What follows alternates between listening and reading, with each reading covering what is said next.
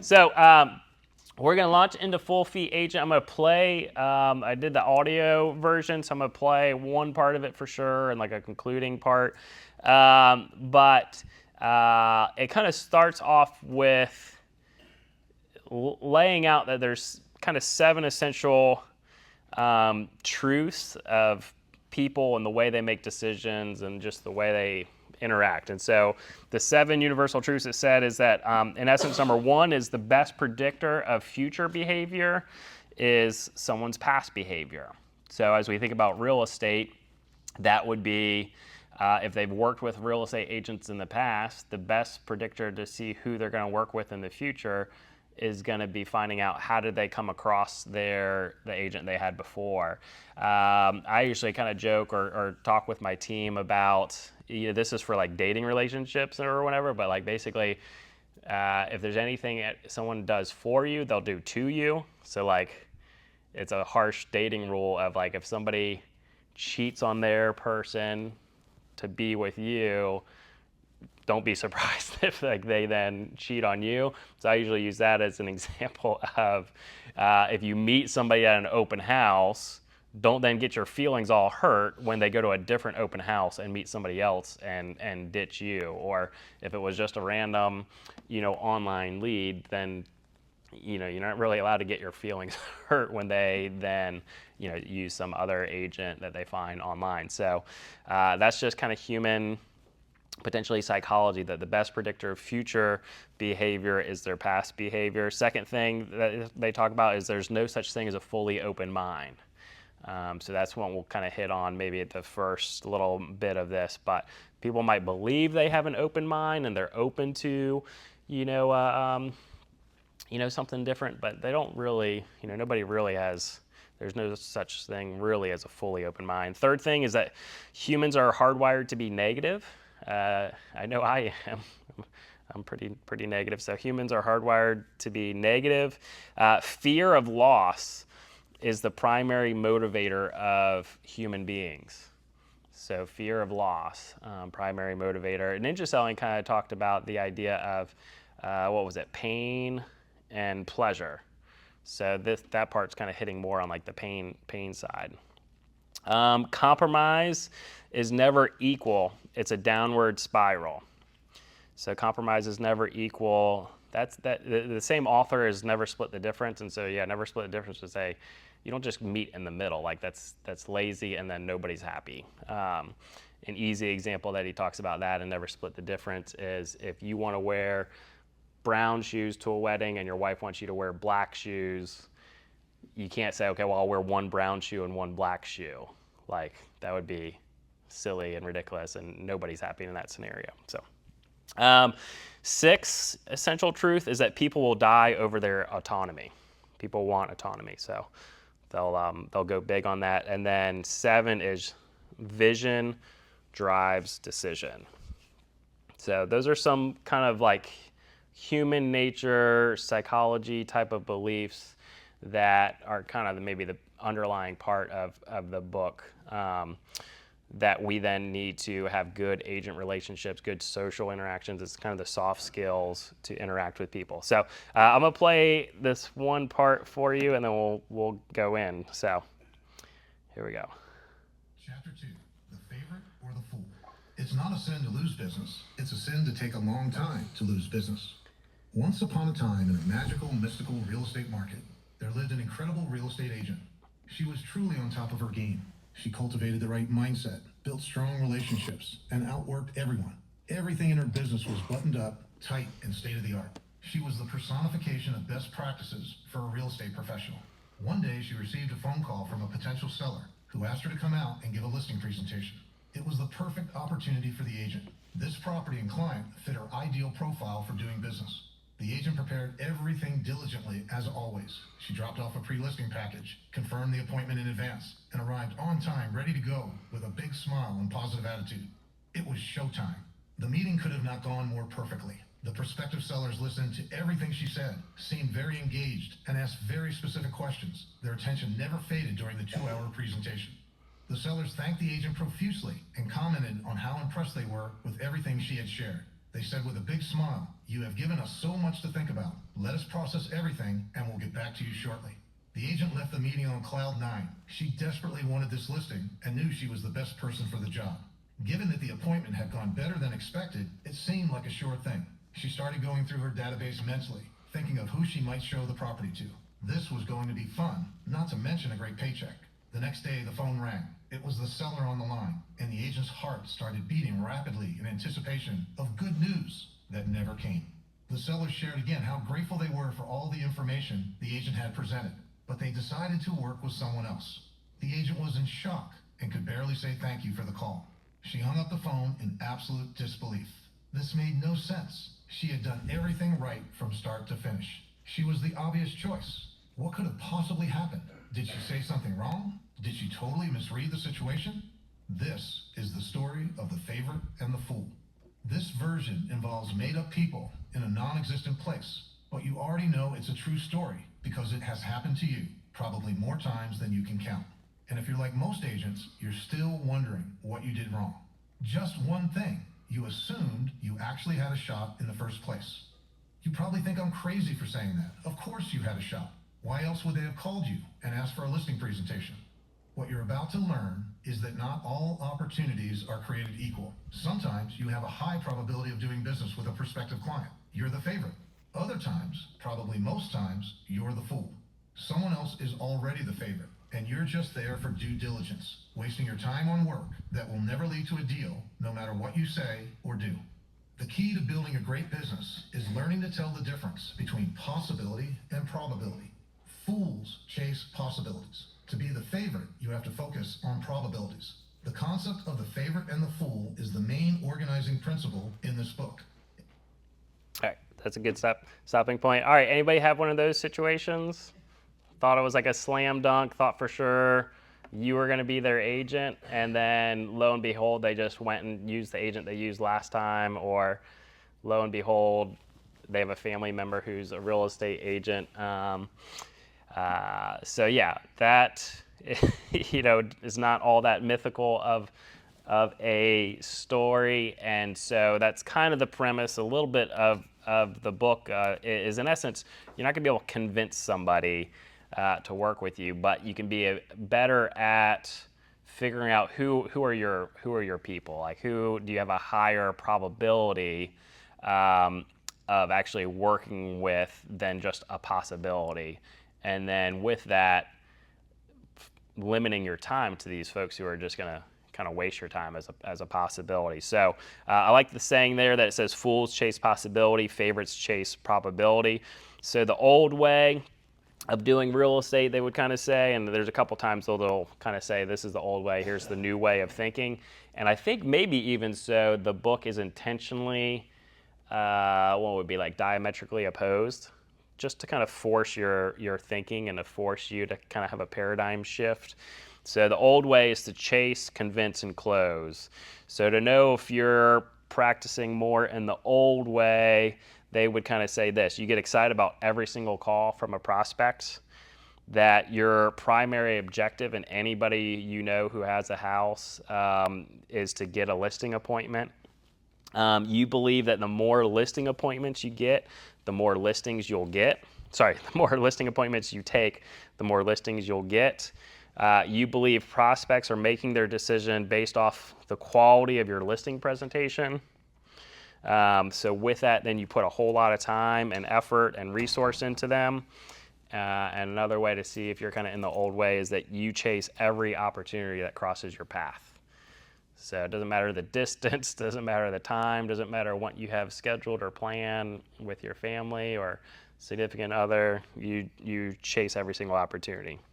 So book goes on, kind of goes in there where it mentions that essentially there's a human condition, that there's no such thing as an open mind. Most of the people, their argument in the book would be most of the people who contact you have no intention of hiring you. That they're not trying to be deceptive, they're not trying to be manipulative on purpose. They think they're actually open-minded, but as they gather information, they lean towards certain choices and away from others, and they start to pick a favorite. So unless you were already their favorite, it's just they weren't ever really planning to hire you. So makes kind of a point here that the process picked you even before you kind of walked in the door. Anybody have any of those appointments where like you already knew this is my listing, they already picked you, and now it's just talking kind of facts and numbers? Anybody have those? A lot of them, a little of them, half of them? Hopefully it's more and more of those, right? Those are a lot more fun. It's a lot more fun when you can almost kind of skip right over all the marketing fluff and say, hey, here's the comps, can we schedule photography on Tuesday? So that's kind of what we're trying to get to. So it would argue that if you're the favorite, that you probably have an 80% likelihood of getting the listing, where if you're the fool, maybe only 20%. And the problem about that 20% or being the fool is every once in a while you'll win. And that can be kind of dangerous to us because then we're convinced it's because we did something really good or because our listing presentation was so great or we argued well enough to actually win it. So he kind of puts it on, who would you rather go on a date with? Someone who was thrilled to be with you or someone who had a bag? Which date would be more enjoyable? One would probably, lead to more of a bad attitude, maybe unreasonable expectations, and very little mercy. So if we're thinking about clients that we're working with, if we're having to kind of convince them and beg them to work with us, chances are we're setting up the whole rest of the transaction as one where they're going to have some unrealistic expectations. They might have a bad attitude, probably not going to handle conflict or negotiations, really well, and they're going to have very little mercy or grace with you. So the book sometimes would call this portions halves, HALF. You can raise your hand if you have a client like this right now. Hard, annoying, lame, or frustrating. Anybody have those clients? I've got some of those, yeah. Yeah, huh? You're emailing them now. Nice. Versus, would you rather have ELFs, ELF, easy, lucrative, fun? Anybody have some of those clients right now? Yeah. Certainly the past clients that I'm going to call to ask for more referrals are going to be those that stand out to me as, man, they were just fun, enjoyable, great people to work with. And in the Brian Buffini, like, where can I find other high quality people like yourself, to work with? So that's kind of what we're looking for. In essence, you typically get two different types of phone calls. One is, we're going to sell and we want to list our home with you. The other is, we are interviewing agents. So which would you rather? So, yeah, I felt like for like an entire year I was getting all of we're interviewing several agents, and you're one of them, and I felt great. It's like, sweet, like I made the cut, but those were also then the more difficult ones, right? So it would be way better to build your business around the first. So with that, you have to focus on the high probability activities and then say no to all the rest. All right, so here's a couple little tips that they gave on figuring out, are you the favorite or the fool? So you can kind of do this even before you meet with somebody. So he would say it only takes one conversation. So one way to think about it is, are they calling you specifically, or are they calling other agents? Do they just find you on Google, or are they calling you specifically, or are they saying even that they're calling multiple agents? Another way that you could basically ask the person this is, I'm curious, of all the agents why me? Pretty bold statement, but the thing here, and this is the premise of the book, versus instead of chasing, convincing, closing, you're not trying to convince them. So if you actually ask them to tell you kind of why they're calling or why they're picking you, and why they want to work with you, that's them essentially convincing themselves, right? Like they're explaining, you're not convincing them. And so that would be a huge question of all the agents you know, why me? And then they're going to articulate that back. And so another way to figure out if you're the favorite or the fool is, do they know who you are? So the more they know about you, the more likely you are the favorite. So so you have to do some investigating and some questioning there of, how familiar are they with you, your business, where you sell, who you are as an individual. Again, it talks about past behavior predicts their future behavior. So in a conversation to figure out if you're going to be the favorite or the fool is to ask them, how did they pick or decide on their last realtor? If it is just a random Google phone call, right, and you find out, hey, the last house you sold in Michigan, how did you know that realtor? They said, well, we just looked up on Google to see who was the closest. Now that could be, an indicator that actually that could work again for you this time around, because the past behavior will predict the future behavior. If they say, oh, well, last time we had a referral from a good friend, that we did business with, this time we just found you. We stumbled into you at an open house. We found you on Google. So some good fact finding there. So you could ask that. Another one would be, instead of asking why they would use their last agent, ask why they wouldn't use their last agent. So if they've worked with an agent before, why wouldn't you use that person again? So that could be a helpful little question to have in that conversation to figure out if you're going to be the favorite or the fool. Another question you could ask is, what do you want from your agent? So you can kind of start to line up and see if you guys are going to be aligned. How have you made decisions like this in the past? That might be helpful. The thing that stood out to me there was maybe if it's like a younger buyer or seller, and last time they just used whoever their parents use, or whoever, or maybe their parents kind of have a heavy role in helping them think through stuff, or a significant other is involved. So how have you made decisions like this in the past? Another good question to ask would be, how will you know when you've met the right person? Another one, what guidance are you getting on this decision? And then how do you see this process unfolding?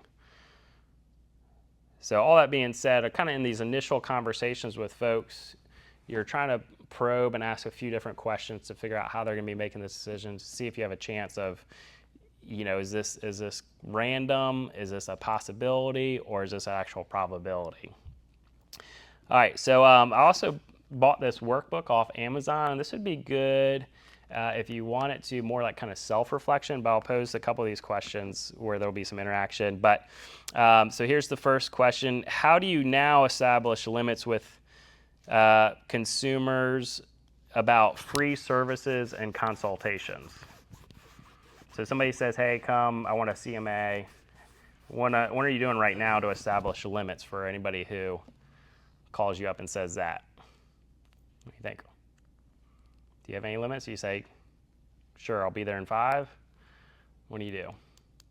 It's not rhetorical. This is the interactive portion. A lot of times, I'll get calls about people wanting to know how much is my house worth. Like, can you look it up? Like, just look at the numbers, and I guess my limitation, which doesn't sound like this might be, but I feel like my limitation is like, I really need to come meet with you and see the house before I can give you like a number just off the phone, or just look at, even if I'm super familiar with it. Like, say it's like a Rutland townhouse, and like, Right. okay, there's only a couple. Yeah, Right. it doesn't matter. So do you see the condition and whatnot, and I feel like that would be maybe my limiter. Yeah, it's a good limit or a good example of a boundary of, at least you're not over the phone saying, yeah, I think your house would sell for, 400,000. It's, well, I need to see it in person. So your limit's not, I'm not giving out free information just over the phone. Let's be face to face. Anybody else? When else? How are we now establishing limits with just kind of free advice or free consultations? Yeah. Asking those pre-listing qualification questions that we've trained on before. Not as much an issue now, but back when you and I started, you had to always say, how much do you owe on your house? Like, Yeah. and what do you want to get for your house? Yeah. So all those qualifying questions. Yeah, those are 2 very good questions. How much do you owe, and how much are you expecting? Yeah. You would do those before you even meet with them. Yeah, as Yeah. part of the pre-list. I mean, of course, it's gonna depend on the relationship, but Right. especially if it's somebody out of the blue. Because, like I said, when you and I started, sometimes you have to tell people, I'm sorry, you are most definitely underwater. There's nothing I can do for you right now. Yeah. Good. Any other limits you guys can think of before just giving free advice or free services? What about a showing? Someone says, "Hey, I want to go see this house." You guys have any limits on that? Pre-qualified. What else? Yeah, you might ask them, "Do you have a house you need to sell in order to buy the next one?" Anybody have no limits? And they say, "Sure, I'll see you soon." Yeah, probably. I mean, that's the way I was when I started. Let's see, yeah, I've done it both ways. I live in Mechanicsville. They want to see something in Tappahannock. I said, "All right, well, only takes me 45 minutes to get there. See you then." Yeah. Yeah, so you might have some limits. So again, the workbook would be good because you're kind of doing some self-reflection, saying, "Oh shoot, maybe I need to have a higher degree of limitations on this stuff, or set some boundary or whatnot." All right, so here's another one. Have you ever felt undervalued or taken advantage of in a client relationship, and then how did you manage it? Ever think about the taking advantage? Ever felt like you've been taken advantage of in a client relationship, and then how did you manage it?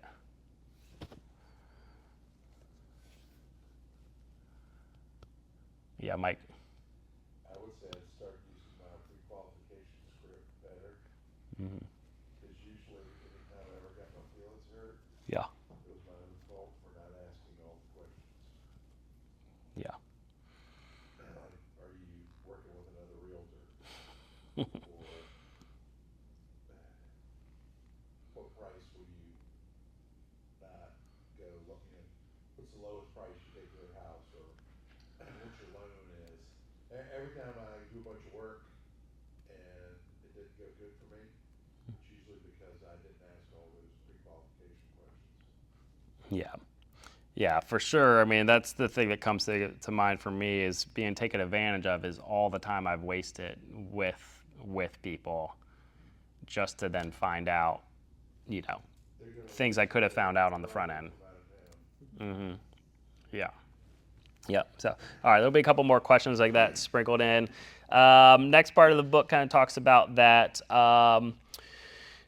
building the trust in the relationship, and so that was what I shared yesterday at the sales meeting of trying to get them to say that's right instead of you're right. And so the more you can get them to the point of being able to articulate back that's right, it means they're feeling heard and understood. And the thing I shared yesterday at the meeting was usually you're going to be doing that with either mirroring or labeling or both. And mirroring is just responding back to like the last couple words that they're sharing. So, again, thinking through like a listing appointment, if they say, "Hey, we're looking to sell really quickly," you would then say, quickly, and then have them explain what they mean by quickly. Quickly for one person could mean they need a contract within 7 days. Quickly for another person could be they want to be settled in before the next school year. So, so that helps kind of pull some information out. So by the end of your trail of these, they're saying that's right, because then you would articulate back and say, "Hey, sounds like you want to be under contract by July 15th. That way you can be nice and settled, before Labor Day, and they say, "Yes, that's right." So stuff like that. So mirroring and labeling is good. You want to try to have a relationship where they're saying that's not right, or sorry, they're saying that's right, not you're right. If they're saying you're right, that's because you've had to convince them of something. Where in essence, the book is talking about we should be in the relationship business, building trust as a trusted advisor and somebody who actually is attentive and listening of their needs, being in a service industry like this. So let me see what else I got. All right, anybody watch the show Entourage? been a while, right? Entourage is a good one. I need to like rewatch it. But it used an example of Entourage where I guess it's Vincent Chase is the athlete celebrity, and he went to like one marketing firm, and it's a bunch of loop videos, and it shows a bunch of brand names, and it's like Apple um, and Nike and Vincent Chase, and kind of saying like Vincent Chase is going to be in line with these major brand names, and like that's what their marketing firm's going to do for him, is make them as famous as these folks. And then he goes around to another marketing firm, and it says, Windows, Adidas, Gatorade, Vincent Chase, like you're going to be as popular as these big name brands. And then they go to another marketing firm, and they think they're super slick, and it's the same exact slideshow with just different, kind of brand names, and then Vincent Chase, and basically saying we're going to make you as big as these past clients of ours. And the book kind of talks about that. That's in essence what we're doing as real estate agents when we're trying to compete on value. It's all the same stuff. We're just trying to highlight, one thing is better than the other. So their point in all that is that trust is so much more important than value. So the old way of thinking is that you are constantly explaining why and how you add value. I mean, goodness, I think I've taught it, here in class, or certainly, it's been talked about within the company, of that's the importance, is our value proposition and how we add value to the transaction. And I still believe and think that stuff is very true and very applicable, and you need it. But the book's premise would be that trust is way more important than just trying to describe how you add value, because when we're trying to describe value, the next slick marketing firm, it's the exact same slide deck that they're showing, just maybe different pictures. So the book would say you're an experiential product. Clients can't know the actual value of you without experiencing you firsthand. So with that, then you're a commodity. And the only way to compete on commodities is with price. And so certainly full fee agent isn't going to describe how you can compete by just kind of discounting. But instead, the real value is the trust you build with the client. So that's the new way, is to build trust. You can't overcome emotion with fact, logic, and reason. And then you build trust with confidence, honesty, and reliability. So your job is to they want to trust you to protect their interest. And maybe we talked about this, but the hard thing about building trust with somebody is that it builds incrementally over time.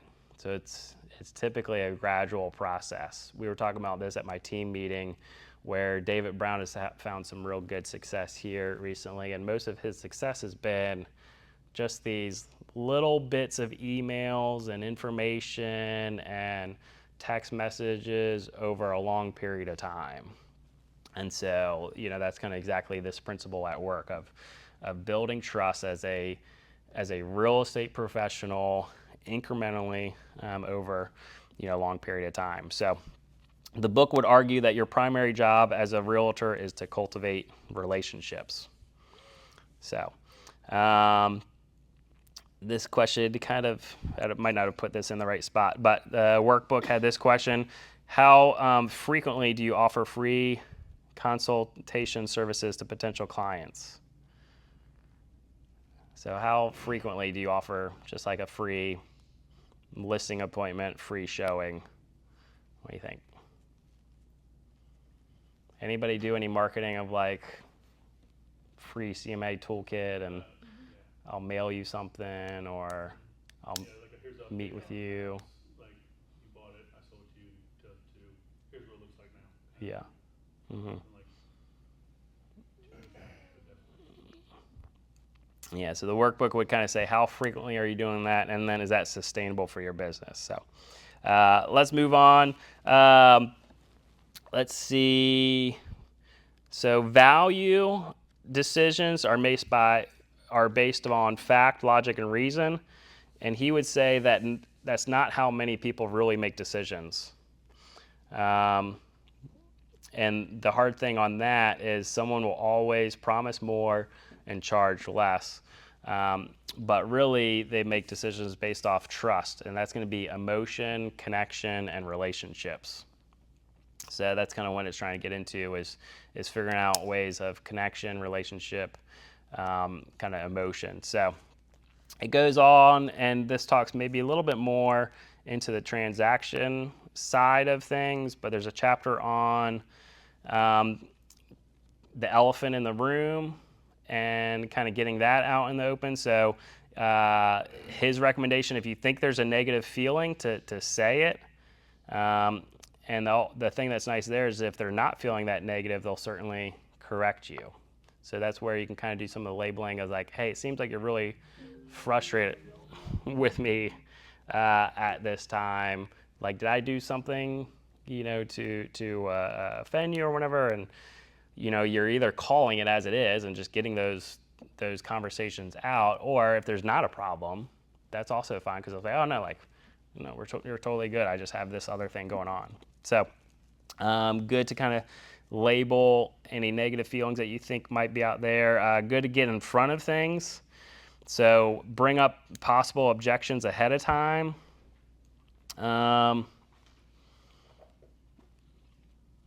Shoot, I wrote a note here that says car story, but I don't know what car story is. So, I have many car stories. I don't know if it's my car story or his car story, but bring up possible objections ahead of time. Yes, it's the best on the market versus yes. Oh, this is the car story. Car dealership. This is in the book, not my own. So car dealership of, somebody going to a car dealership and saying, hey, tell me about this car. And the salesman, slick car salesman saying, yes, this car, it's the best on the market. Most people are going to think that this is some sort of slick car salesman. They're just trying to sell me this car versus a car salesman that says, yes, it's the best on the market for off-roading, but if you're wanting a nice smooth ride for long distances, this one may not be your favorite. So which salesman would you trust more? What do you think? Yeah, the second one, because they're kind of getting in front of things. They're getting in front of possible objections. They're doing something, and I've talked about this with my team a whole bunch, that if you really want to build trust, you kind of share things that aren't actually in your best interest.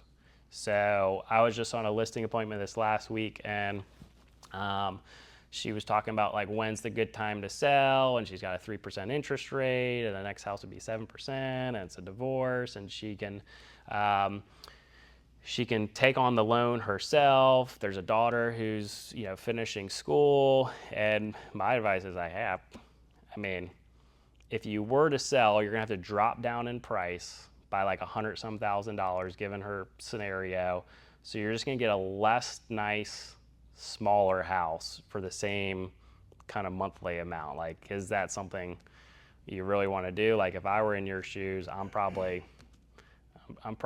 not moving away from something, but looking to move to something. So like, if there's something really exciting that pops up, like I'd make a move, but I'm not putting a sign in my front yard anytime soon. Now, obviously, as a real estate agent and with the low inventory of listings, we want listings. We want listings right away. So that would be my best interest, is getting a listing as quickly as I can. But when I'm able to communicate to her something that's not in my best interest, builds that trust. And so who knows? We'll see how that story unfolds.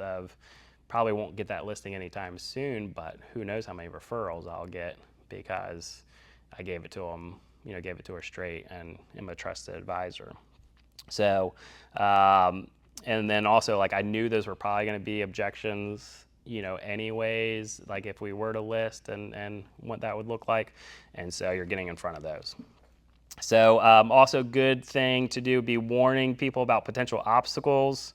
Good little story here of just imagine a friend who invites you to go for a walk in the park.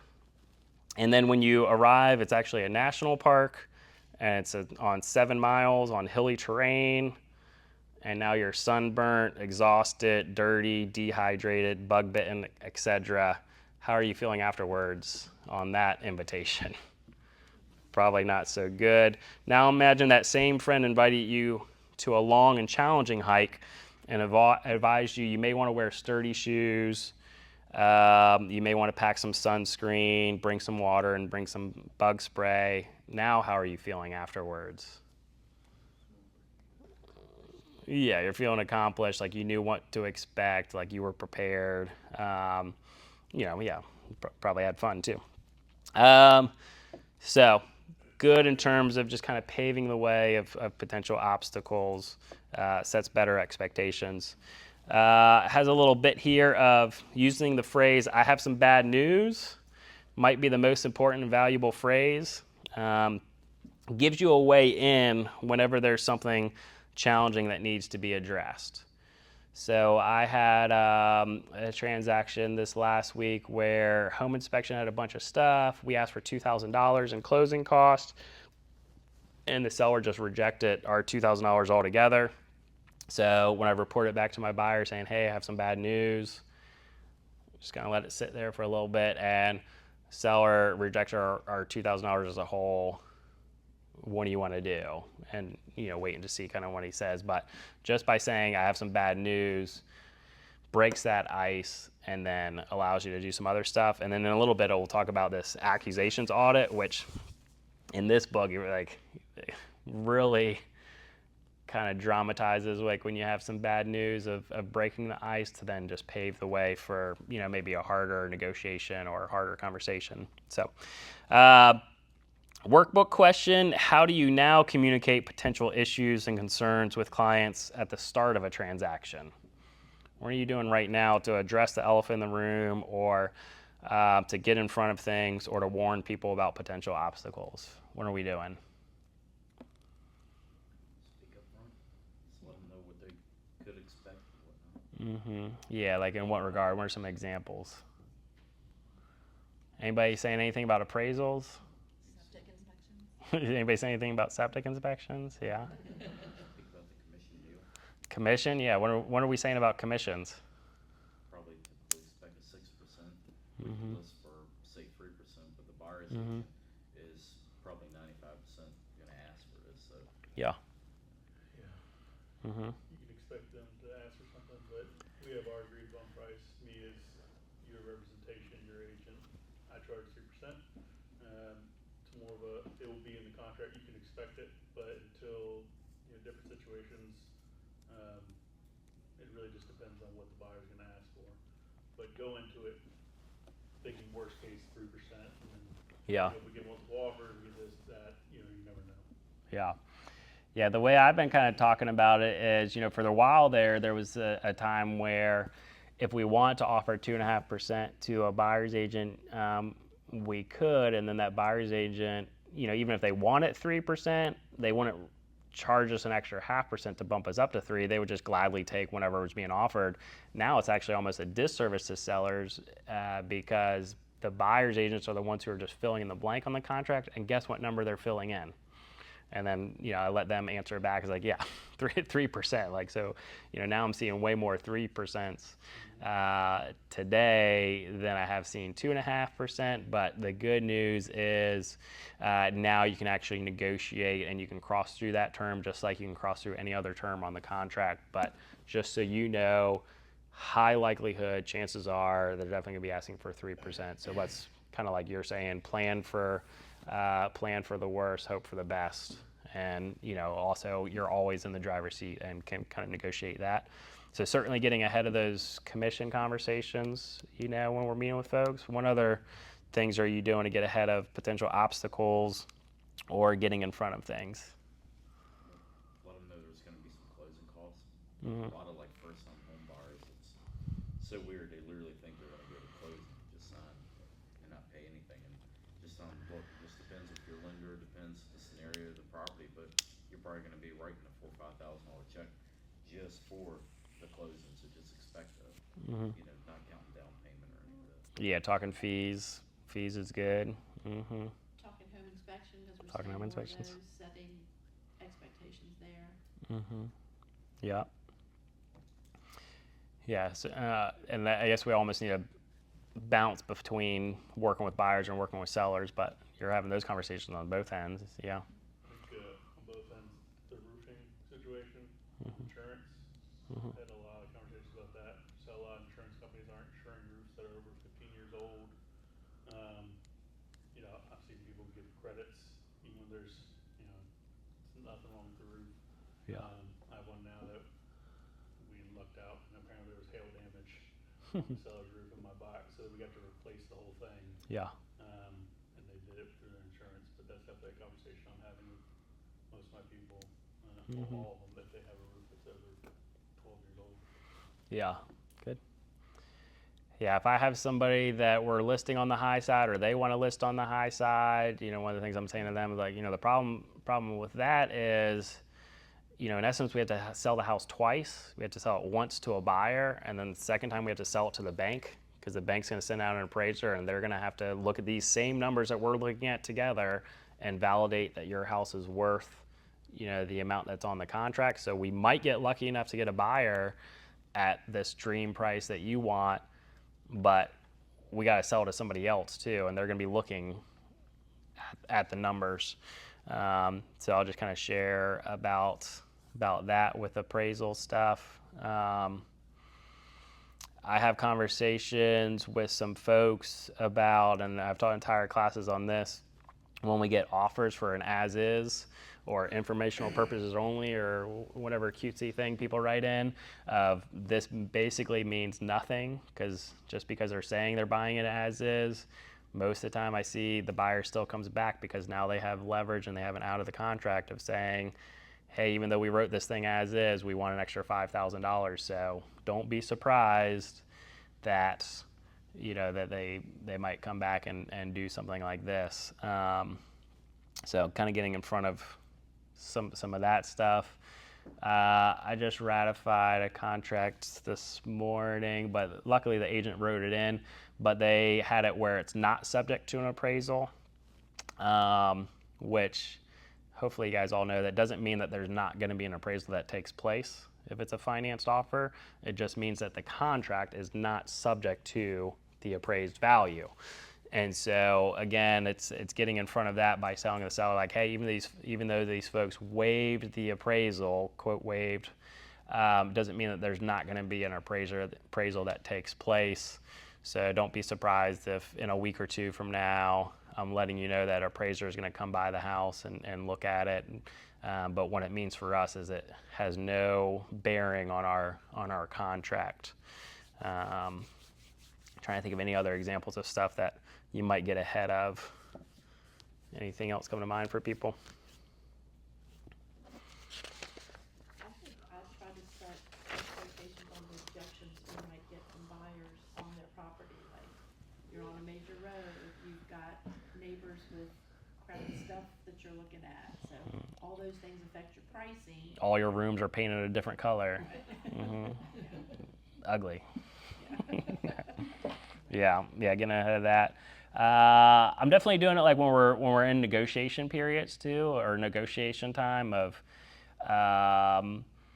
you know, if somebody puts a low offer in our house and we want to counter rate back at full price, say, hey, I wouldn't be surprised if they're going to come back and do this, or if we put a low price in on a house that I'm representing the buyer, like, I wouldn't be surprised if the seller's just going to counter like this. So, you know, we can do this, like, I'll write it up because I'm here for you, I'm your client, but don't be surprised if this is how it shapes up. And I mean, almost every single time I use that one, sure enough, the person responds exactly the way that I had warned them about or told them about, and then it just earns me so many good brownie points over here because they said, oh, yep, you said this was going to happen.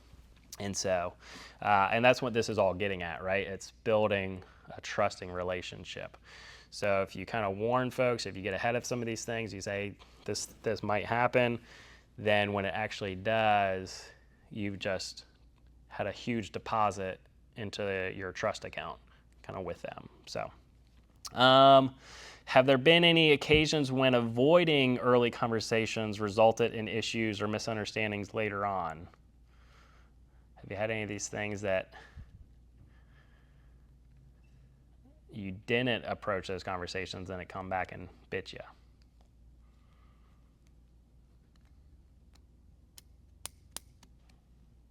Yeah, Dion, what you got? I won't say that I avoided the conversation. I'll say that there were conversations that I didn't reiterate.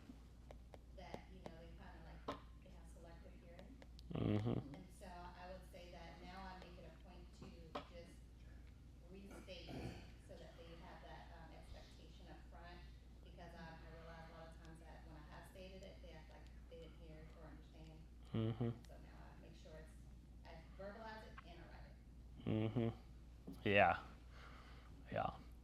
Doesn't really answer this question, but that makes me think about, like, at a buyer consult, I'll talk about how home inspections work, and I'll have a phrase of like, hey, when you get the inspection report back, it's gonna be like 10 pages of everything written in red, and it's gonna look like the whole house is falling apart. But we're just gonna focus on, the big stuff. What are the top 5 or 10 things that we're gonna do? I say that at the buyer consult. I say that at the beginning of my home inspection, like, hey, they're gonna go through the whole house. By tonight or tomorrow, you're gonna get 10 pages of everything written in red. It's gonna look really scary. We're gonna focus on this. When I call them the day after we get our inspection report, say, hey, have you had a chance to look at the inspection report? Whole lot of stuff written in red, but one of the big things. And so, yeah, you do have to kind of repeat yourself there. Maybe kind of slight little change, but how can you strengthen your documentation and follow-up processes to guarantee that agreements reached during early negotiations or conversations are then honored throughout the transaction? Kind of thinking of what like Dion was mentioning, like where they had selective hearing. Is there anything you could be doing in your documentation or your follow-up processes to ensure or guarantee that they're honored? After meeting with a customer, especially like a new construction, I'll send an email after the appointment, like just a recap of what we went over today. Here's the next steps going forward to get us to the next whatever part of the process is. So kind of like as discussed today, and then I kind of just bullet point it, and then next steps going forward. This is what we need. That's good. A recap. Yeah, a little follow-up recapped email. Good. Even when it's not construction, just any conversation that's got material, facts, especially if there's any language barrier, following up with, Yeah. right, so that everyone's on the same page. Yeah. Anything else? I had something funny happen, I have to tell you. So I had somebody who Spanish was their first language, and on an addendum we wrote that we would waive, and he actually verbalized it, we would waive this roof situation if it was under $2,000. Well, he thought we were waiving the first $2,000 instead of going for the $2,400. He was so excited, like he won the lottery. But I said, well, this paid off not having English as your first language. Yeah. I mean, it was kind of funny. Yeah, a deal I just had that when we were negotiating, the seller was worried about the home inspection. I represented the buyer, and the listing agent said, we'll have the seller cover the first $5,000 of any inspection items. I was like, ooh, that's good. And I was explaining to my buyer, and this is actually a good example here too. I was like, hey, verbally, she said she's going to change it, and she's going to add in that the seller's going to cover the first $5,000 of any defects.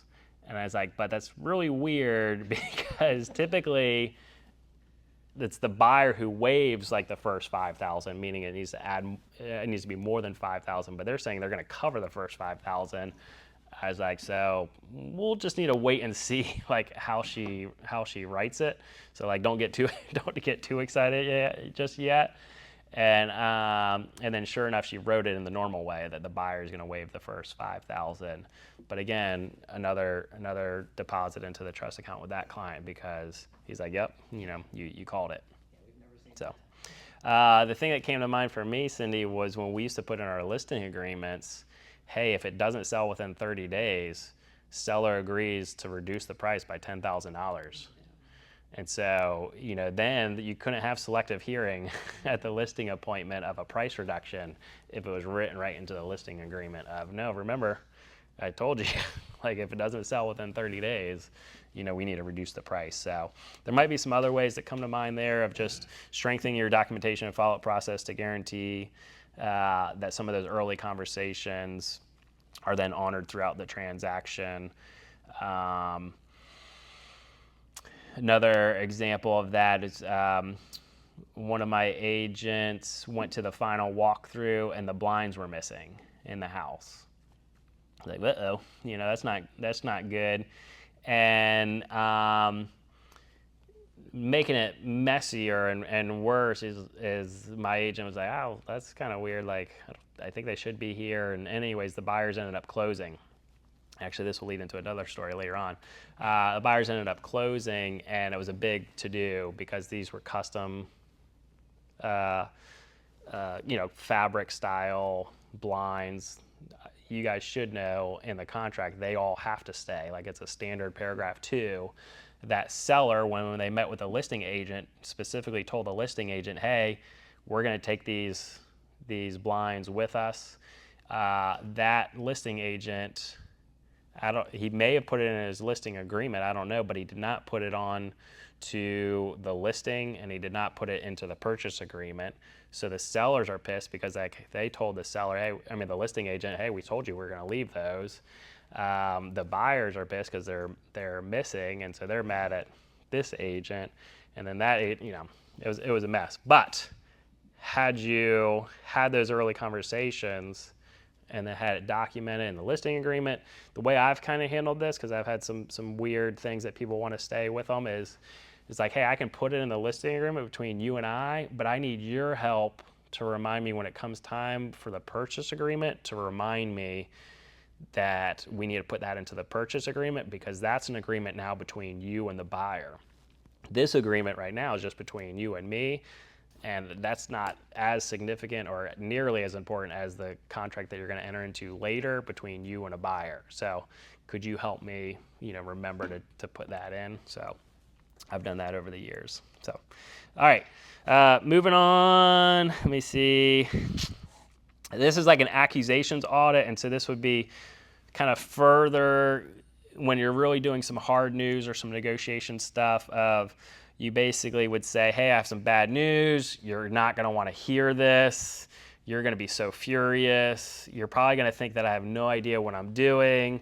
You might even want to fire me. You're going to wonder why I didn't say this before. You're probably going to question my intentions and feel like I deceived you in some way, but you kind of keep going on and on like that until they say, oh, no, like, you're fine. Like, just give it to me. Like, just tell me what it is. And so now they're kind of inviting that invitation to you. And then the book would say, once you then deliver that news, just be quiet. Just let there be some silence and let them promise. So like we could even go this with the blinds, right?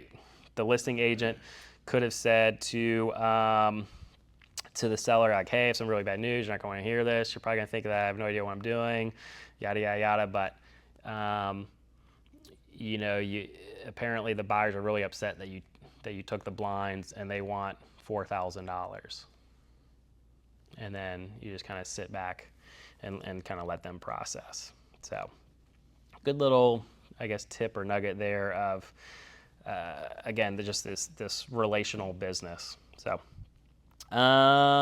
Chapter 5, put the responsibility where it belongs. Own your role as a trusted advisor, not your responsibility to make decisions. Old way is trying to solve everything.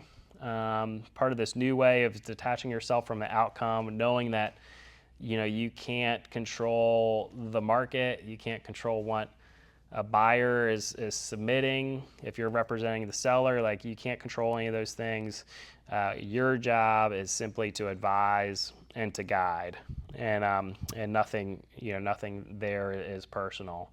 So kind of that story worth the $2,000. I could get all in a frenzy and get worked up because there was definitely a need or a cause for $2,000 worth. I thought that was a very reasonable ask, but I just kind of delivered it, gave them some advice or some counsel on it.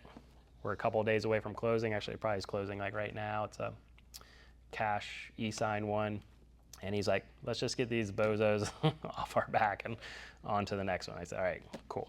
So, I can't control that stuff. I'm going to skip some stuff.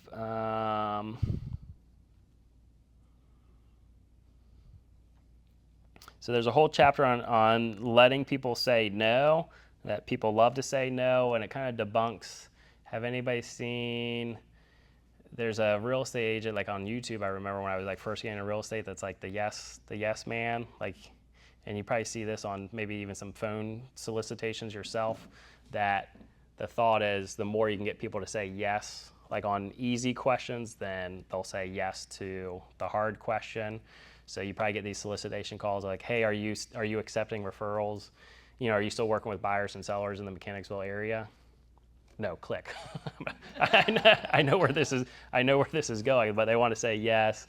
You know, I get somewhere it's like, hey, you know, you look very successful. Looks like you've closed, you know, about 42 deals, you know, last year or whenever it is. Does that sound correct? And you know, they try to say yes. So this book would actually kind of go against that. It's actually no. People want to say no. It goes back to that essential part of human nature of we're hardwired to be negative, and so kind of let folks say no.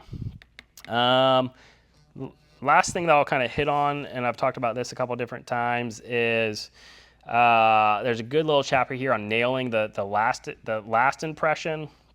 Essentially, the last impression is the lasting impression. It shares a little story here about kind of Oprah Winfrey, and it would use the phrase kind of send them off in a limo. That kind of in the showbiz business and getting celebrities and stuff. I should turn that off, but there's one more part I want to play. It would be normal for somebody to get picked up in a limo, brought over to the TV show that they're doing, but then sent home in a taxi cab. And Oprah Winfrey was well known and well liked of basically she'll pick you up in a limo, she'll send you home in a limo. And so they kind of talk about that with real estate. Again, FBI negotiator Chris Voss, so they started using these with FBI negotiations with hostage folks. If you don't want them just to kind of click and hang up on the phone, you want to try to get that person who's in this hostage situation to leave, you know, with like a formal saying goodbye or kind of closure on the phone. So kind of leaving them in the limo, even in these most intense moments. It mattered how it ended. And let's see, so not just folks who you've closed deals with, but prospects who didn't work with you or the other client's agent. So you always want to kind of leave the lasting impression.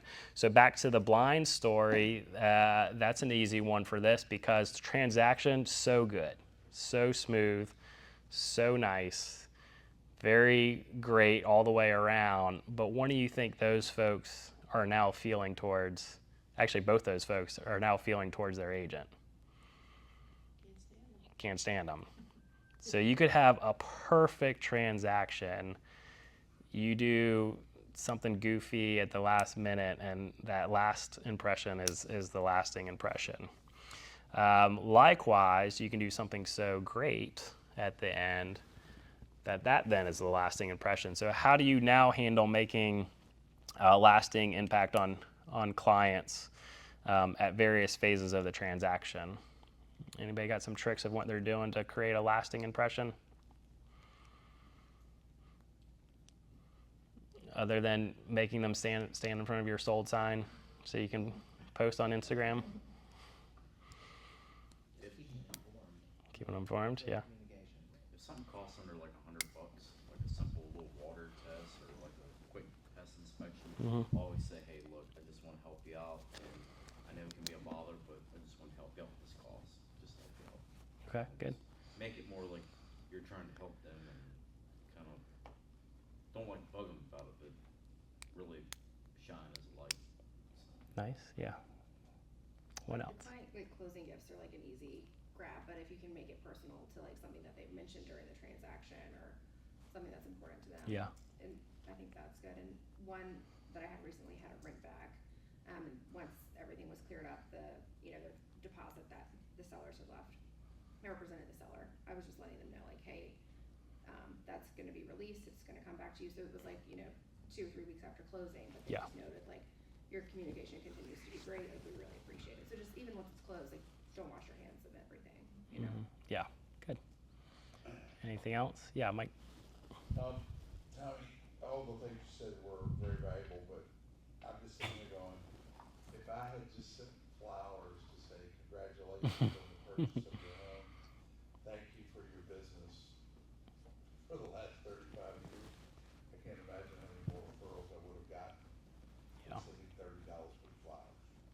You know, like 4 days after, like after the dust has settled and they've done the whole, you know, whatever happened, you know, the mover, the problems, and can't get you Virginia Power hooked up or whatever the problems are. Like 4 days later, usually they're all gone. So, Yeah. Well, we're over time, so I don't want to hold you hostage there, but I think that would be a good thing to think through and kind of end on is what are you doing to create kind of a lasting impression? And that can be not just the closure, it can be not just at the closing, but at, you know, just various parts of the transaction. You know, are you doing something that's memorable in a positive way? But certainly I would think come up with a game plan for post-closing, whether it's a seller or a buyer. What are you doing to send them off in a limo? My bigger point on this send them off in the limo that I took away is more the business that I lost and people who chose not to work with me, of how am I ending that relationship or how am I closing that door. I just got a nice listing picked up that they cut me out on a purchase. They listed their house with somebody else. That did not go well. So a couple months later, they said, hey, can you come list our house? And maybe this, maybe some other stuff, but it was a pretty fun conversation at that point of like, yeah, I might work with you, but my price, my commission, tell me about your other showings. And it was more me interviewing them of, do I want to work with you? But obviously there, I left things well enough with them that, you know, that they kind of came back. So I've also had that where I wasn't their agent, I was the other agent, but left things, you know, in a good way there that business then circled back to me. So, so yeah, send them off in a limo, which we have right out now. we don't, unless it's a F-250. But all right, any questions or thoughts? Did I miss anything from folks who read it? It was kind of a lot. It kind of jumps all over, but in essence, the premise is you're a trusted advisor. Trust is more valuable, or trust is more important than value. And so what are you doing to create and cultivate and maintain trusting relationships? So